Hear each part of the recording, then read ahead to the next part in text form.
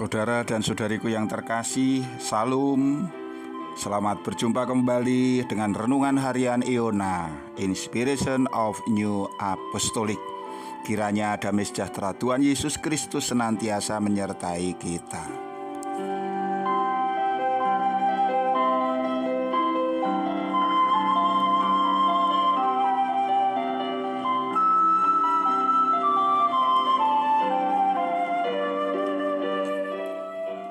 Saudaraku yang terkasih di dalam nama Tuhan Yesus Kristus, kita akan merenungkan tentang bagaimana hendaknya kita mempersembahkan kurban kita kepada Tuhan dengan mengambil dasar firman dari kitab Kejadian pasal 4 ayat 3 sampai dengan 5. Setelah beberapa waktu lamanya, maka Kain mempersembahkan sebagian dari hasil tanah itu kepada Tuhan sebagai kurban persembahan. Habil juga mempersembahkan kurban persembahan dari anak sulung kambing dombanya, yakni lemak-lemaknya. Maka Tuhan mengindahkan Habil dan kurban persembahannya itu.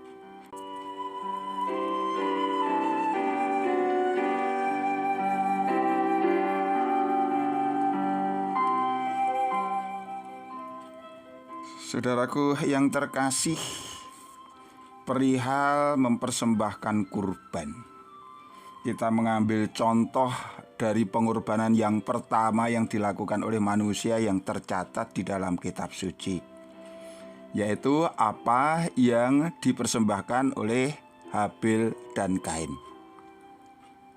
Dari kitab yang kita baca, kita tidak menemukan perbedaan yang signifikan dari korban-korban mereka. Dikatakan di sana, Kain menjadi petani. Setelah beberapa waktu lamanya, maka Kain mempersembahkan sebagian dari hasil tanah itu kepada Tuhan. Habil juga mempersembahkan kurban persembahan dari anak sulung kambing dombanya. Ya, tetapi kemudian kita tahu bagaimana Allah mengindahkan kurban Habil dan sebaliknya tidak menerima kurban persembahan Kain. Lalu apa yang menjadi kata kunci bahwa sebuah persembahan itu diterima di hadapan Allah? Dan juga bagaimana hendaknya kita mempersembahkan kurban kita agar kita tidak menjadi seperti Kain. Ya, mari kita belajar bersama.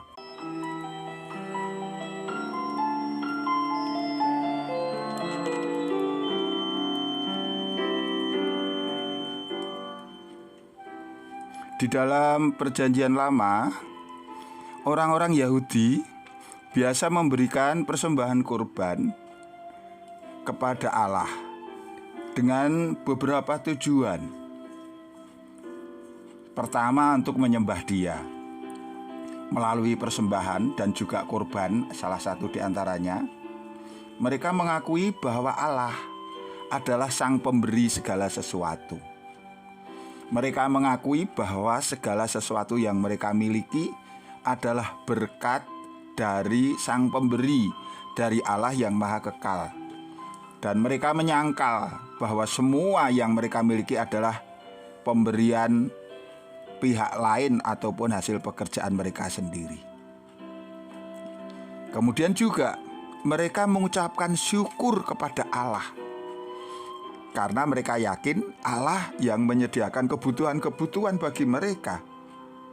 Tetapi juga mereka bersyukur bahwa Allah telah berkenan memilih mereka dan telah berkenan membebaskan mereka dari perbudakan orang-orang sewaktu mereka ada di Mesir. Jadi yang pertama untuk menyembah, yang kedua untuk bersyukur. Kemudian yang ketiga, mereka juga ingin senantiasa terikat dengan Allah di dalam persekutuan dengannya. Ya, di beberapa kejadian hanya sebagian dari hewan yang dikurbankan atau bagian yang diberikan kepada Allah yang dibakar seluruhnya. Sementara sisanya ada bagian untuk umat yang dimakan. Jenis sikap berbagi yang seperti ini melambangkan sebuah persekutuan antara Allah dan umatnya. Kemudian juga dari korban-korban itu mereka ingin dirukunkan kembali dengan Allah. Karena mereka merasa perbuatan-perbuatan mereka seringkali menghasilkan kesalahan dan dosa, yang itu mereka yakini dapat membawa mereka menjauh dari Allah. Maka dengan korban-korban itu mereka berharap Tuhan kembali menarik mereka kepada kasih-Nya. Dan tentu saja juga dari korban-korban itu mereka mengharapkan sebuah permohonan pertolongan dari Allah dan juga berkat-berkat.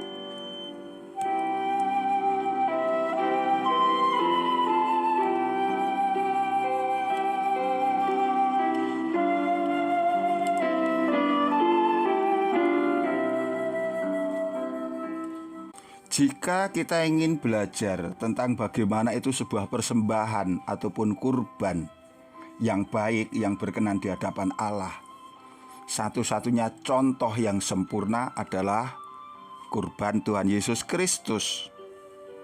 Tuhan Yesus Kristus mempersembahkan kurbannya adalah murni demi keluhuran dan kehormatan nama Allah, memenuhi misi penyelamatan yang ditugaskan kepadanya. Melalui kematiannya pada kayu salib, Yesus Kristus mempersembahkan kurban yang sempurna, yang itu berlaku untuk selama-lamanya. Dengan demikian, Ia merukunkan manusia dengan Allah.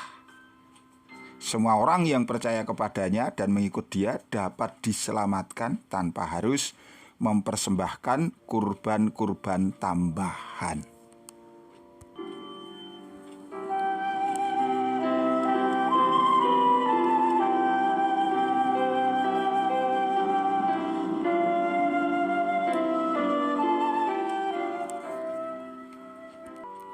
Jadi kini menjadi jelas makna kurban di dalam perjanjian baru. Kurban untuk keselamatan kita telah ditanggung, telah ditunaikan, telah dilaksanakan oleh Tuhan Yesus Kristus secara sempurna. Oleh karena itu tidak lagi dibutuhkan kurban-kurban tambahan untuk meraih keselamatan jiwa. Kalau demikian, kita tidak perlu berkorban lagi. Ya, kita memiliki banyak alasan untuk tetap memberikan persembahan dan kurban kepada Allah. Karena melalui persembahan kurban ini kita menyembah Allah. Melalui kurban kita mengakui bahwa Ia adalah pencipta segala sesuatu dan pemberi segala sesuatu yang bermanfaat untuk kita. Dan di atas itu semua kita bersyukur kepadanya atas segala apa yang telah dikaruniakan kepada kita. Kita tidak mengklaim, mengaku bahwa semua yang ada di dalam hidup kita adalah milik kita sendiri. Tidak, itu adalah milik Allah yang dikaruniakan kepada kita.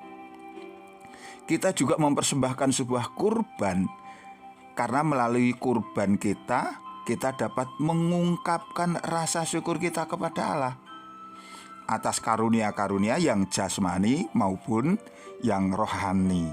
Kita bersyukur kepada Allah atas semua hal yang telah kita terima dalam kehidupan kita sehari-hari. Misalnya kelepasan jiwa kita. Begitu pula atas segala sesuatu yang dapat kita alami di dalam gerejanya, di mana kita dirawat oleh hamba-hamba Allah. Allah berkenan memberkati kita, Allah berkenan mengampuni dosa kita, Allah berkenan memberikan kepada kita sakramen, memberikan damai sejahtera dan ketentraman. Semua itu senantiasa menjadi alasan bagi kita untuk mengucap syukur dan berkurban. Kita mempersembahkan korban kita, baik itu korban yang jasmani, harta benda yang kita miliki, tenaga kita, talenta-talenta kita, tetapi juga yang rohani, yaitu sikap hati yang menundukkan diri kepada kehendak Allah. Dengan demikian boleh dikatakan dengan kurban kita mengabdikan diri kita kepada Dia. Kita berkorban, mempersembahkan kurban, juga hendak menolong mereka yang membutuhkan, membagikan kekayaan baik yang jasmani maupun rohani untuk saudara-saudari kita. Dan ini juga adalah sebuah kesempatan kita untuk melakukan bagian kita untuk membantu gereja dalam memenuhi misinya.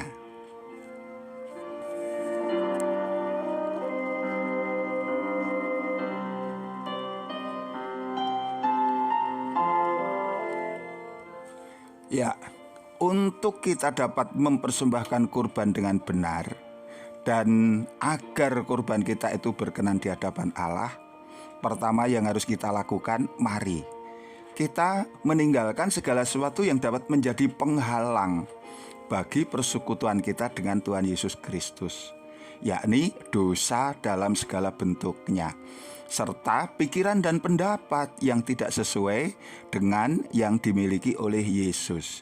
Penghalang-penghalang itu juga bisa berasal dari pikiran kita yang masih menyimpan kesalahan orang.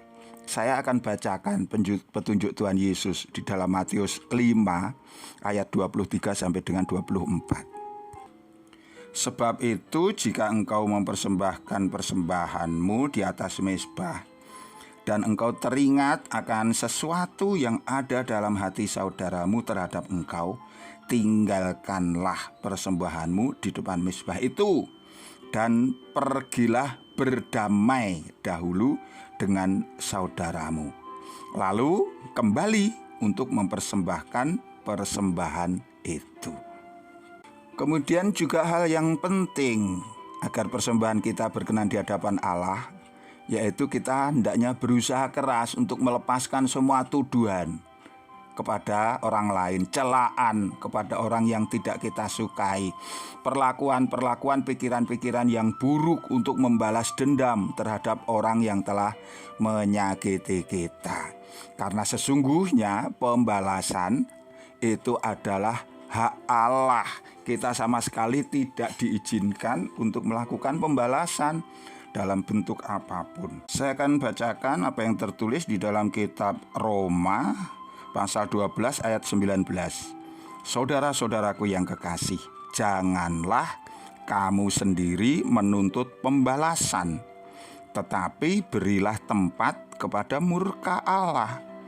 Sebab ada tertulis, pembalasan itu adalah hakku. Akulah yang akan menuntut pembalasan. Firman Tuhan. Ada kalanya kita mempersembahkan kurban khusus yang kita hubungkan dengan sebuah permohonan kita. Ya, bisa saja kita melakukannya. Kita mempersembahkan kurban disertai dengan permohonan khusus yang dikaitkan dengan kurban itu. Namun harus diingat, kita dalam melakukannya, kita tidak sedang berusaha untuk membeli berkat atau untuk berusaha menyogok Allah dengan harta kita untuk sebuah pertolongan atau memaksakan keinginan kita kepadanya. Bukan. Melainkan kita hanya menunjukkan betapa pentingnya permohonan itu bagi kita. Demikian juga menunjukkan bahwa kita memiliki pengandalan kepada Dia. Kita tidak kemudian menganggap Allah berkewajiban untuk memberikan apa yang menjadi permohonan kita karena kita telah mempersembahkan kurban. Tidak. Jadi saudaraku yang kekasih, seperti yang terjadi pada Habel, pertama-tama Allah akan melihat hati kita dan kemudian pada kurban kita. Ia akan memberkati persembahan dan kurban kita saat kita memiliki sikap hati yang benar. Marilah kita ingat, bagi Habel, yang terbaik adalah yang cukup baik untuk Allah. Ia memiliki sikap yang benar. Tuhan memberkati, sampai jumpa.